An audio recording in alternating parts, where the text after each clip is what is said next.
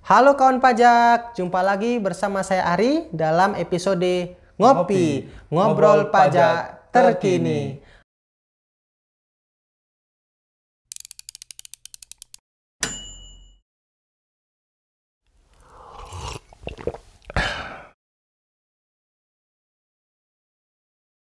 Apa kabar kawan pajak semuanya? Semoga semua dalam keadaan sehat walafiat. Dalam kesempatan ini kita kedatangan narasumber yang sangat luar biasa. Silakan Mas memperkenalkan diri kepada kawan pajak semua. Halo kawan pajak semua, saya Irwan, penyuluh di KPP Pratama Curug. Salam kenal Mas Irwan. Ya, Sari. Nah Mas Irwan, dalam kesempatan ini kita mau bahas tentang apa nih di podcast ini? Oke, jadi di podcast Ngopi episode ke-6 itu akan membahas mengenai aturan yang baru saja diterbitkan oleh Menteri Keuangan nih, Kak Arya. Jadi itu terkait PMK nomor 66 tahun 2023, yaitu tentang perlakuan pajak penghasilan atas pemberian natura dan atau kenikmatan. Seperti itu. Oh, jadi kita akan membahas mengenai PPh atas jasa atau dalam bentuk natura atau kenikmatan. Iya. Sebelum kita masuk lebih jauh nih, tolong dong dikasih tahu pengertian natura dan atau kenikmatan itu. Oke, jadi kita sebenarnya sering mendengar kali ya, natura dan atau kenikmatan. Dan mungkin kita juga sering mendapat di sebenarnya Mas Ari ya. Tanpa sadar aja ya? Iya, makanya kita harus tahu dulu nih. Jadi untuk pengertian natura itu sendiri adalah imbalan dalam bentuk barang atau fisik. Jadi berbentuk dia. Misalnya kayak pemberian rumah itu bisa jadi ya. Karena kan ya direktur bisa mendapatkan rumah dari sebuah perusahaan gitu ya. Seperti itu. Terus juga kalau untuk kenikmatan itu diartikan sebagai imbalan dalam bentuk fasilitas. Nah, ini biasanya juga sering. Misalnya kayak rumah dinas, mes, ya kan, gitu, asrama itu salah satu contoh dari kenikmatan.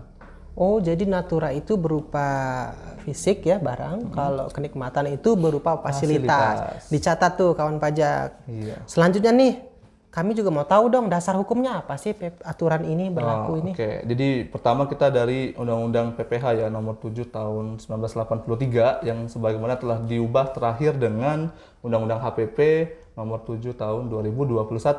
Nah, di situ khusus untuk natura dan atau kenikmatan diatur di pasal 32 yang mana menjelaskan untuk natura dan atau kenikmatan itu diatur lebih lanjut oleh peraturan pemerintah. Itu dasar hukum pertama. Dasar hukum kedua yaitu peraturan pemerintah nomor 55 tahun 2022. Itu terkait penyesuaian pengaturan di bidang pajak penghasilan. Nah, di pasal 31-nya itu menjelaskan juga untuk natura dan atau kenikmatan itu diatur dalam peraturan Menteri Keuangan. Gitu. Dan yang ketiga barulah peraturan Menteri Keuangan nomor 66 tahun 2023 yang baru saja terbit ini 1 Juli 2023 yang mana itu mengatur khusus untuk pajak natura dan atau kenikmatan gitu. Oh, terus Mas Irwan, biar kawan pajak juga tahu nih ya. Dalam aturan ini pihak-pihak terkait dan terlibat siapa aja ya? Bisa dijelaskan? Jadi yang terkait lah ya atau yang terkena dampaknya dari PMK ini sendiri yang pertama adalah pemberi kerja. Nah, dan pemberi kerja ini yang terkait perkenaannya itu adalah pembebanan natura dan atau kenikmatan itu sebagai biaya di dalam SPT tahunannya. Terus kalau untuk penerima atau disebut karyawan lah ya, karyawan itu dalam hal penerimaan natura dan atau kenikmatan itu dianggap sebagai penghasilan. Kayak gitu. Untuk pemberi kerja dan penerima seperti apa coba? Jadi sedikit kita flashback ke Undang-Undang PPh ya, Mas Arya. Jadi di Undang-Undang PPh tadi disebutkan bahwa natura dan atau kenikmatan itu tidak dapat dikurangkan sebagai biaya di dalam SPT-nya. Dan bagi si penerima itu bukan objek pajak penghasilan. Nah, tetapi ada juga nih ketiga kriteria yang dibebankan oleh yang bisa dibebankan oleh pemberi kerja, tetapi untuk penerima itu bukan objek pajak penghasilan. Kayak gitu. Bisa kasih contoh nih, seperti apa nih, biar kawan pajak lebih jelas gitu kan. Sebenarnya di undang-undang sendiri sudah mengatur ya, untuk tiga kriterianya tadi ya kawan pajak semua. Yang pertama itu makan minum untuk seluruh pegawai. Nah, yang kedua, makan minum ya. Iya, itu natura atau kenikmatan yang diberikan atau diperoleh di daerah tertentu Yang ketiga yaitu natura dan atau kenikmatan yang diberikan untuk pelaksanaan pekerjaan. Oh, gitu. ada 3 ya, Iya. 3 kriteria seperti itu ya. Nah, tadi kan Mas Irwan menjelaskan terkait dalam aturan undang-undang PPH. Iya. Dalam aturan undang-undang apa? HPP-nya seperti apa? Oke, jadi tadi kita bahas tadi yang 3 kriteria untuk undang-undang PPH ya, yang sebelum reformasi. Jadi untuk undang-undang HPP sendiri itu disebutkan bahwa semua natura dan atau kenikmatan bagi si penerima sepanjang dia itu terkait 3M, yaitu mendapatkan, menagih, atau memelihara penghasilan itu boleh dikurangkan dan dijadikan biaya dan menjadi pengurang di laporan SPT tahunannya seperti itu. Dan bagi si penerima ini karyawannya itu merupakan objek pajak penghasilan. Nah, tapi juga ada nih sama kayak di undang-undang PPH yang lama, itu ada juga beberapa kriteria yang mana bagi si pemberi kerja itu dapat dikurangkan sebagai biaya, tapi bagi si penerima itu bukan non objek pajak, dianggap non objek pajak penghasilan kayak gitu. Oh, ada yang non objek pajak penghasilan Iya. ya? Bisa dikasih contoh tuh? Nah, jadi di Undang-Undang HPP itu dia mengatur kriteria-kriteria yang dimana itu bukan dianggap sebagai objek pajak penghasilan ya, bukan pajak semua. Yang pertama yaitu penyediaan makanan bagi seluruh pegawai. Yang kedua, natura dan atau kenikmatan yang disediakan untuk di daerah tertentu. Nah, yang ketiga, natura dan atau kenikmatan yang harus disediakan. Jadi dia harus disediakan oleh pemberi kerja dalam pelaksanaan pekerjaannya gitu. Dan yang keempat yaitu natura dan atau kenikmatan yang diperoleh dari anggaran APBN, APBD atau APBDes. Nah, yang kelima adalah natura dan atau kenikmatan untuk jenis atau batasan tertentu.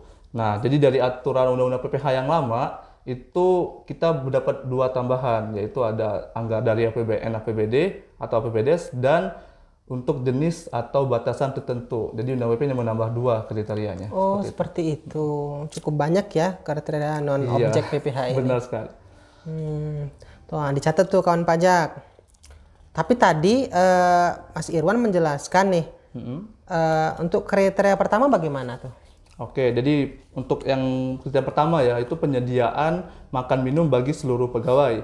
Nah, dari sini bisa diambil 3 jenis pengertian terkait penyediaan makan minum sendiri. Nah, yang pertama itu adalah penyediaan makan minum yang disediakan di tempat kerja. Nah, kalau ini udah otomatis dia termasuk non objek pajak penghasilan karena dia seluruh pegawai mendapat nih makan minumnya. Dan yang kedua itu adalah voucher makan. Nah, jadi beberapa bidang itu seperti bagian pemasaran itu kan sering keluar kayak Mas Ari ya. Jadi ya mereka diberikan voucher kupon seperti voucher itu. makan pegawai misalnya gitu. ya. Iya, voucher makan itu. Jadi dan voucher makan ini sendiri itu bisa menjadi objek pajak penghasilan ataupun non objek pajak penghasilan berdasarkan batasan yang diatur oleh peraturan Menteri Keuangan ini. Dan yang ketiga yaitu pemberian bahan makanan atau minuman untuk seluruh pegawai ini. Nah, dengan batasan nilai tertentu. Nah, ini biasanya dalam rangka hari raya nih Mas Ari. Oh, gitu. Atau di luar hari raya. Bisa juga kan dalam ulang tahun mungkin pemberi kerja memberikan ya bingkisan kayak gitu kan bisa Misalnya jadi. ulang tahun perusahaan Iya, A gitu benar, ya. seperti Sering itu. sekali tuh kan? Iya, nah, itu. Oh, tuh kawan pajak. Tadi kan Mas Irwan menjelaskan ke kawan pajak mengenai voucher ya. Iya. Tolong dong dispesifikkan lagi dong mengenai voucher ini. Iya, kenapa biar bisa? lebih paham nih. Kenapa bisa jadi objek? Iya, kok bisa Mas Irwan bilang bisa jadi objek, bisa non objek? Iya, Silakan. Itu diatur di PMK-nya sih Mas Adi, bukan saya yang ngatur. Oke, jadi dari voucher itu sendiri itu bisa menjadi objek pajak atau non objek pajak nih Mas Ari ya. Jadi itu tergantung nilai dan batasan yang sudah diatur oleh PMK sendiri, PMK 66 ini. Nah, jadi untuk yang menjadi non objek pajak penghasilan itu di mana voucher itu yang nilainya di bawah 2 juta per pegawai per bulan atau di bawah nilai pengeluaran makan setiap bulan yang dikeluarkan oleh pemberi kerja. Nah, ini kita contohin aja biar nggak bingung. Iya, coba kasih contoh nyata deh. Misalnya kayak pemberi kerja A ya, itu mempunyai anggaran, misalnya anggaran untuk makan per pegawai per bulannya itu adalah 2,5 juta misalnya. Nah, bagi bidang yang khusus tadi mendapat voucher tadi itu diberikan voucher makan mungkin senilai 2,7 juta. 2,7. Nah, jadi yang menjadi objek pajak penghasilannya hanya 200.000 Mas Kak Ari. Jadi ketika dia melewatin batas yang sudah dianggarkan oleh perusahaan tadi 2,5 juta, itu baru menjadi objek pajak. Tapi kalau di bawah dari itu tidak kena. ya, menjadi non objek pajak penghasilan. Nah, dan bagi si pemberi kerja itu memang harus membuat yang namanya bukti potong lah ya. Bukti potong pasal 21 untuk diberikan ke karyawannya. Seperti itu. Oh, tuh kawan pajak sudah jelas ya mengenai voucher. Kalau kawan pajak dikasih voucher yang perusahaannya di bawah 2 juta tidak kena ya. Iya, tidak benar kena sekali. pajak. Nah, tadi masa mengenai kriteria pertama. Iya. Coba dong lanjutkan lagi kriteria keduanya. Kriteria kedua. Iya. Sebanyak sih. Soalnya banyak kriteria ini. Oke, kriteria tadi pertama udah ya. Kriteria kedua adalah untuk daerah tertentu. Nah, ini bagaimana? Jadi di Undang-Undang HPP itu menjelaskan apa sih daerah tertentu itu gitu. Nah, jadi untuk kawan pajak semua, dia tertentu secara adalah daerah yang secara ekonomis yaitu mempunyai potensi yang besar, tetapi tidak didukung dengan prasarana dan jalur transportasi yang baik gitu. Oh, seperti itu, nah, ya. jadi sehingga kalau kita mau mengubah potensi tadi, jadi kan tadi berpotensi, ya untuk mengubahnya menjadi potensi yang nyata, itu penyetor modal harus ya itu tadi mempunyai risiko yang tinggi. Di mana orang jalur sana udah sempit mungkin kan, terbelakang gitu. Oke. Dan juga apa namanya pengembalian ini uangnya. Jadi investor mau masuk ya otomatis dia harus paham karena di sana ya terbelakang, untuk pengembalian modalnya pasti bakal lama gitu. Oh, jadi kalau daerah-daerah berkembang, Iya, terpencil, seperti itu. kan? Misal daerah-daerah pemekaran gitu Iya. ya. Nah, jadi untuk daerah tertentu sendiri itu memang harus didaftarkan nih Mas Ari ya. Didaftarkan ke kantor pajak. Nah, jadi dari kantor pajak sendiri nanti akan meneliti dan akan menerbitkan ya hasilnya apakah dia ditolak atau diterima. Nah, dari itu tadi nanti diterbitkan surat ketetapan. Jadi daerah tertentu itu ditetapkan oleh SK nanti dan berlakunya adalah 5 tahun. Dan dari 5 tahun itu nanti bisa diperpanjang atau diberhentikan atau di stop gitu. ya. Nah, jadi kalau intinya seperti itu sih Kak Ari. Jadi kalau memang daerah itu termasuk daerah yang masuk ke daerah tertentu ya kan, sudah keluar SK-nya ya. Pasti sudah keluar SK-nya dulu nih baru bisa disebut daerah tertentu. Nah, dia untuk pemberian natura dan atau kenikmatannya itu bagi si penerima atau karyawan bukan objek pajak penghasilan. Oh, itu kawan pajak mengenai daerah tertentu ya. Iya. Tapi dengan catatan seperti yang dijelaskan Mas Irwan harus mengajukan dulu ke KPP terdaftar ya. Iya. Harus diteliti dulu. Iya, seperti itu. Nah, sekarang kita masuk ke kriteria ketiga. Monggo Mas Irwan. Oke, jadi tadi kriteria kedua, ini kriteria ketiganya. Jadi Iya. kriteria ketiga adalah natura dan atau kenikmatan yang harus diberikan. Jadi harus nih katanya. Oh, harus. Diberikan pemberi kerja dalam pelaksanaan pekerjaan. Jadi kalau natura atau kenikmatan ini itu merupakan persyaratan nih Kak. Jadi persyaratan untuk keamanan, kesehatan, atau keselamatan pegawai yang mana itu diwajibkan oleh kementerian atau lembaga sesuai dengan peraturan perundang-undangan. Nah, jadi jelas ini berarti memang untuk kriteria ketiga ini itu harus ya udah sudah ditentukan oleh kementerian atau lembaga terkait gitu.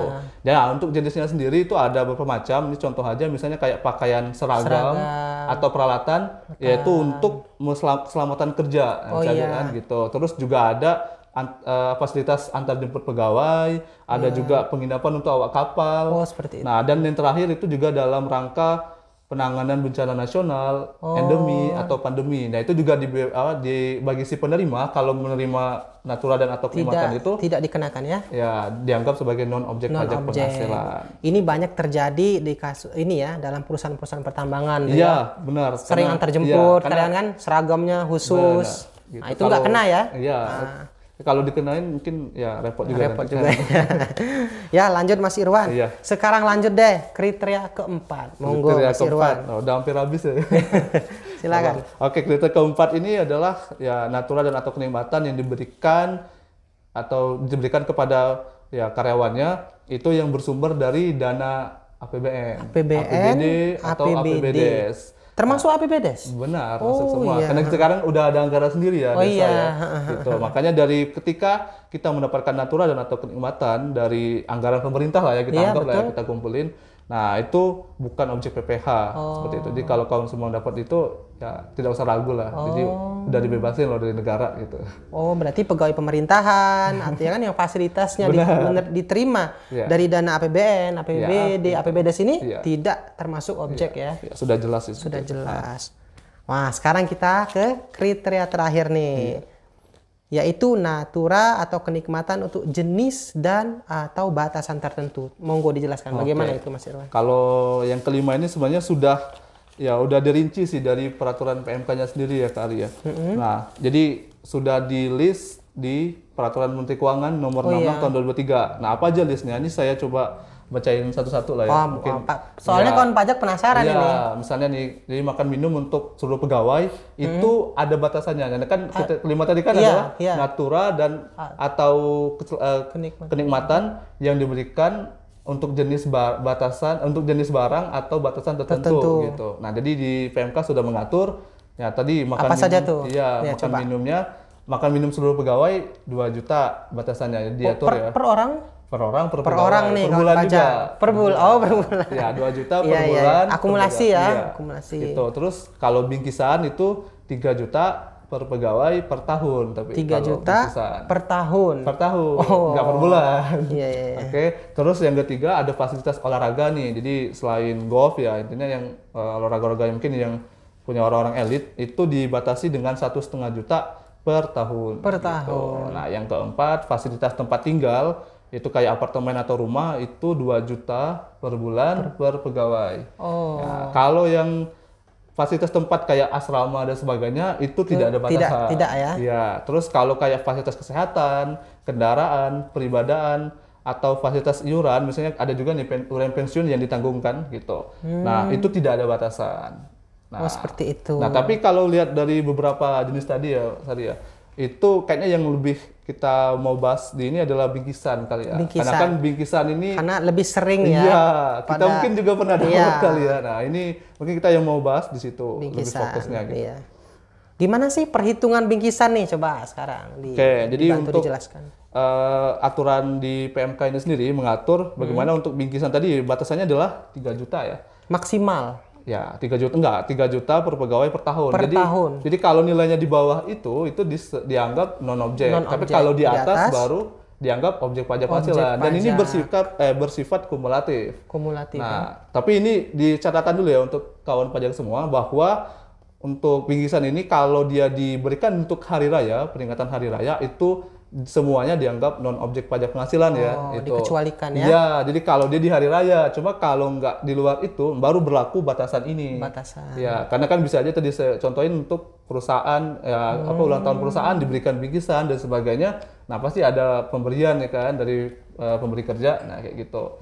Nah, 3 juta itu bersifat kumulatif. Kita contoh aja ke ya. Biar kawan pajak semua mungkin ya paham juga. Misalnya dalam setahun itu pemberi kerja memberikan mungkin 2 kali lah ya, 2 kali bingkisan di luar hari raya ya, di luar hari raya gitu. Nah, misalnya dalam 1 kali pemberian itu bernilai yang pertama misalnya 2 juta, terus pemberian yang kedua itu 5 juta misalnya, kita ambil aja ya. Berarti untuk kumulatif dalam setahunnya adalah 7 juta ya. 7 juta. Benar ya kan? Berarti untuk yang bisa dijadiin objek pajak penghasilan itu hanya 4 juta saja. Karena batasannya dia adalah 3 juta. Dikurangkan dulu ya? Benar. Karena dia bersifat kumulatif saya bilang tadi kan. Bukan per pemberian. Per pemberian. Benar. Mohon dicatat tuh kawan pajak. Seperti itu. Bukan per pemberian ya. Jadi ditotalin selama setahun. Lebih nggak 3 juta. Begitu ya biar mudahnya. Oke. Sangat baik sekali penjelasannya Mas Irwan.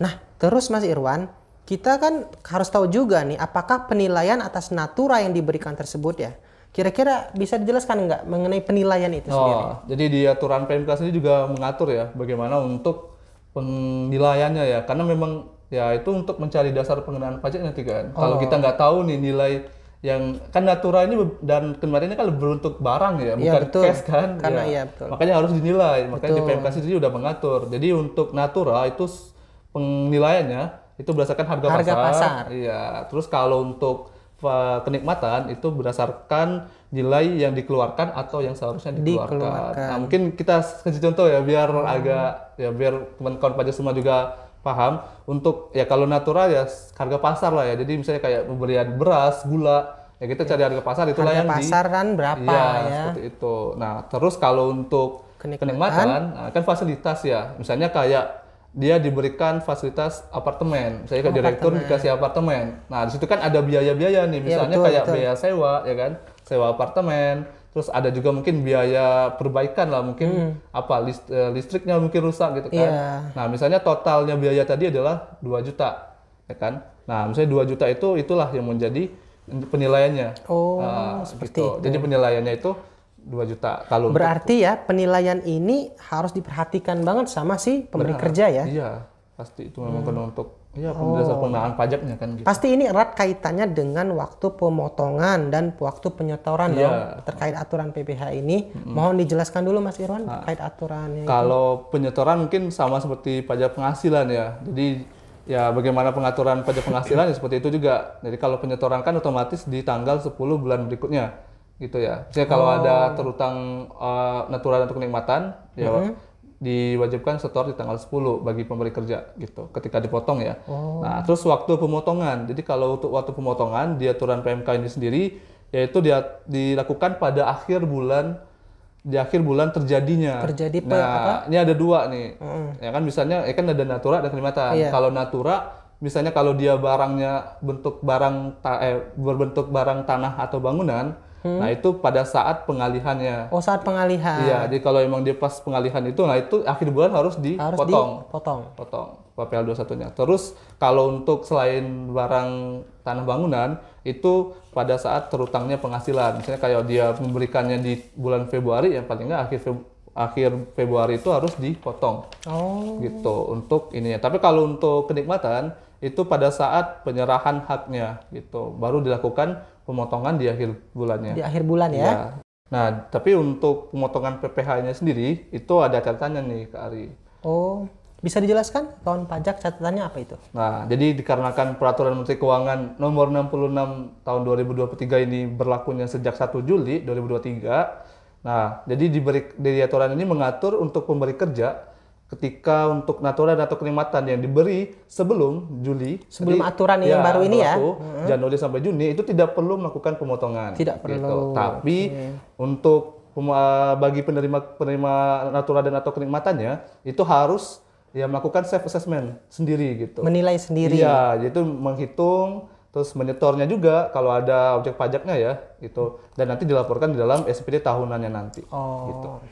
Berarti nih kawan pajak semua harus benar-benar memperhatikan ketika ada mendapatkan natura atau kenikmatan sebelum berlakunya PMK yang terbaru ini ya. Iya. Oke, sepertinya materi untuk natura dan atau kenikmatan ini sudah kita sampaikan semua. Tapi sebelum kita tutup ya, kita ada closing statement dulu dari narasumber kita ini, Mas Irwan. Silakan Mas. Oke, jadi setelah munculnya Peraturan Menteri Keuangan Nomor 66 Tahun 2023 di tanggal yang berlaku sejak 1 Juli 2003 ini, itu pemberi kerja harus benar-benar menyesuaikan dengan aturan PMK ini sendiri gitu. Jadi pemberi kerja itu harus memperhatikan bagaimana untuk pemberian natura dan atau kenikmatan itu bisa dibebankan sebagai biaya gitu. Selagi itu terkait dengan kegiatan 3M tadi, 3M yaitu ya. memperoleh, menagih dan memelihara penghasilannya gitu. Dan untuk kriterianya sendiri yang 5 tadi itu juga harus diperhatikan bagi penerima kerja, pemberi kerjanya ya, bagi pemberi kerja. Jadi kalau dia masuk ke kategori 5 tadi dan batasan-batasan juga ya, peraturan batasannya juga tadi ya tidak perlu membuat bukti pemotongan, tapi kalau ada ya harus dibuat nanti bukti pemotongannya. Dan juga dasar penilaiannya juga harus tahu dari pemberi kerja. Ya, jadi kalau untuk natura tadi itu diatur di PMK-nya adalah harga pasar. Tapi kalau untuk kenikmatan itu adalah biaya yang dikeluarkan atau seharusnya dikeluarkan. Nah, itu untuk dari pemberi kerja. Dari sisi penerima itu tadi karena memang berlaku jadi sejak 1 Juli, nah otomatis di Januari sampai Juni itu tidak dilakukan pemotongan oleh pemberi kerja. Nah, jadi untuk penerima penghasilan atau disebut karyawan lah ya, karyawan itu melakukan self assessment sendiri untuk natura dan atau kenikmatan dia terima itu sebelum PMK ini berlaku. Nah, dia harus menghitung, itu menilai Dan menghitung, melaporkan ya. menyetor, dan melaporkan dalam SPT SPT tahunannya. tahunan yang bersangkutan Gitu. ya. Iya. Oke. Baiklah kawan pajak, sekian dari kami. Mohon maaf apabila ada salah-salah kata. Jangan lupa ikuti terus media sosial kami di Pajak Curup, @pajakcurup yang ada di Facebook, Instagram, YouTube, dan Twitter. Dan apabila ada yang mau dikonsultasikan lebih lanjut, bisa menghubungi Helpdesk KPP Pratama Curup di kontaknya Mas Irwan. Bisa dibantu? Untuk helpdesk kita itu ada di 0812 7133 2442. Oke, terima kasih. Baiklah kawan pajak, sampai jumpa di episode ngopi selanjutnya. Terima kasih.